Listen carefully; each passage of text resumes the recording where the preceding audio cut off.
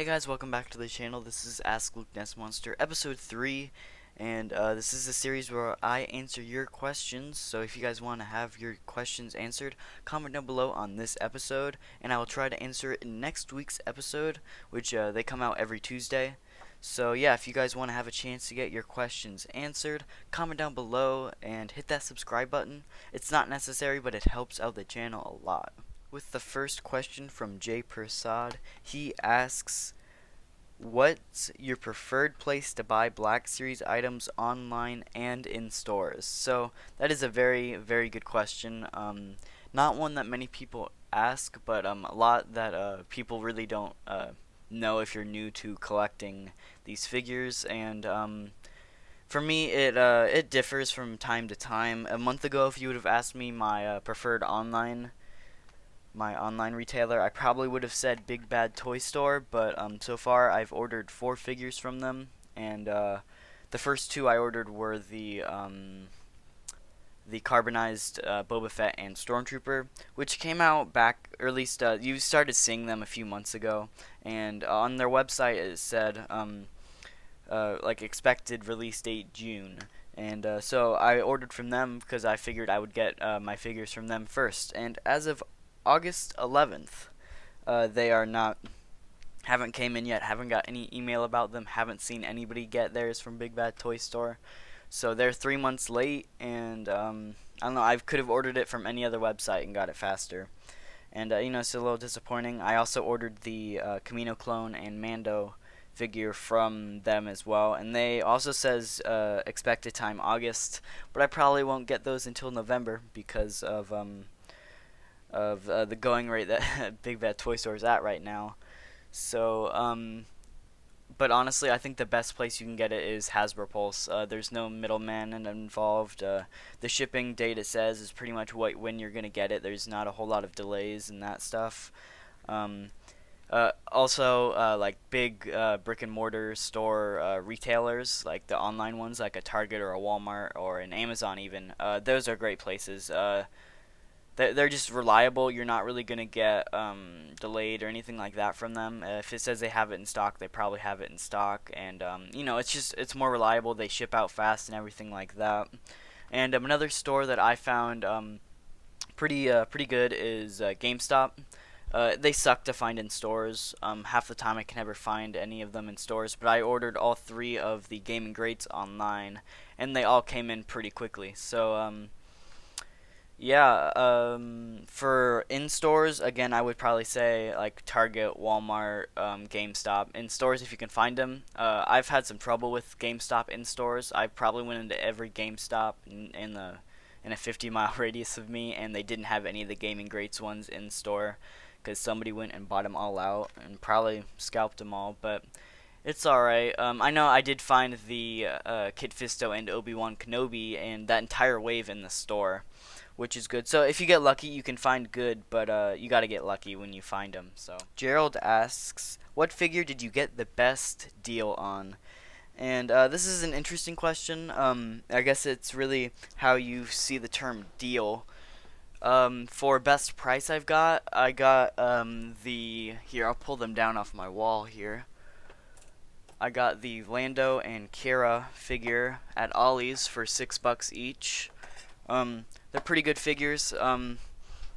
They're not they're not the best quality figures because they are a few years older, but they're $6 each. It was pretty hard not to pick them up, and yeah, but they also, if you're saying best deal, those aren't worth as much. Those are only worth really $6 on the aftermarket. If you really do want to see best deal, I got the Rey Jedi Training Deluxe figure and the Luke Island like Jedi Master figure Deluxe. They both came together, and I think I got them both for $10 on eBay, and I paid like another 15 for shipping because they are pretty big boxes. So I think I got both of these all together for like $25. And again, I just knocked all of the clones over. It's alright. Yeah, so this one was originally 35 retail and this one was 30, so I picked them both up for 25 altogether, and that's a really good price in my opinion. They're great figures. I know there's a lot of hate for The Last Jedi, but I really wish Hasbro would do more deluxe figures like this because they are really good, and if you can get them for a cheap price now, I'd love to see what they could do in the future with the updated face printing and just the new stuff that they do. I'd love to see what they could do with a deluxe figure like that. Gregory Tuho asks, "What do you want to get out of a new Bad Batch TV show?" And honestly, I'm not really sure. It sounds like a really, really good idea, and they set them up perfectly for a TV show in season 7 of the Clone Wars. But what I know of the show, it's supposed to take place right after Order 66 or during Order 66. So it's going to be very interesting to see how it actually goes and everything because I know they don't have a Jedi leader. So it'd be nice to see that. And honestly, I think the biggest thing I'd like to see out of the Bad Batch TV show is how Cody ends up. Like what happens with Cody. I'm not really entirely sure how that would happen and all, but I'd like to see what would happen with them. And I guess really, since they didn't explain how Wolf and Gregor got their chips removed, I'd like to see how they got their chips removed and how Rex interacts with them and gets them to go to that one planet. That's what I really want out of the Bad Batch TV show. I want them to pretty much to tie the loose ends of season 7 of the Clone Wars and give a good finish off to some of the the named clones that we don't really know what happened to them. I'd like to see them explain that story. Garrett Hudson asks, "Who is your favorite Bad Batch?" And I would 100% of course say Echo, but I'm not gonna count him only because he joined the squad in like the last episode or whatever. I am gonna have to go, but with like not counting Echo, I'd have to go with the sniper guy. I don't know his name. I'm really sorry. Um, I don't know. I do really like him. The weird trick shot thing he did in one of the episodes was really cool. I really liked that, and I don't know. I think he's my favorite. He's just the chillest, and he reminds me of Sev from Republic Commando. So on Instagram, Gmelt asks, "With the end of the Skywalker saga, where do you think that'll leave us with the next stories to be told, and where?" Is that with collaboration with like the time period and the other movies and stuff? So that's a good question. I think moving forward, as of right now, I think we're going to see TV shows. I know there is like the Cassian Andor TV show that has been announced a little while ago, and there's the Bad Batch TV show, and there's going to be more Mandalorian. So I think for a while there's going to be just those, and I know there's a new movie coming out in I think it's 2020. I think it's 2023 or 24 is when the next actual movie comes out. And what do I hope out of that? I probably would prefer before Anakin in that time period. I would prefer something back then, I think. And only because I'd like to see how the Jedi Order like came to be before that, and kind of explain some of the old Republic stuff that you see in the video games. I mean, I never played the games, but I'd love to see them in an actual movie and everything. And Yoda, he was alive for 600 years before uh, Episode One, and I'd like to see more of that like time period. I think. And other than that, I think they could go after episode 9, I think was what they could do. But I think it'd be very interesting to see. Um, I don't know. I don't know what they would do for like the bad guys of the TV show because I don't think you're gonna want another Empire because you literally have the Empire and you have the First Order. And you had the Republic as well. So like all three eras were all just like large empires and stuff like that. And I don't think you want another one of those, honestly. Like that's probably why I'm leaning towards the Jedi before the Jedi and Sith go more into that. But I just think if you're gonna go farther into that, it'd be very interesting. I guess one movie that I would really, really like is one that takes place after Episode 6, and it has to do with Luke's Jedi Temple, and just some kind of story with that. Maybe throw in a Kyle Katarn somewhere in there. I don't know. I think that would be really cool as well. And the last question is from the Bot Customs on Instagram. Go follow them.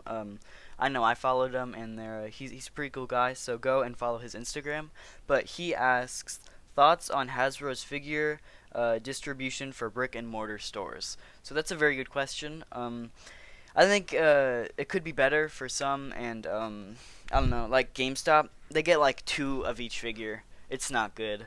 Like if you're gonna go in and find it, you have unless like you get it right as their box comes in, you're gonna have a hard time finding it at a GameStop.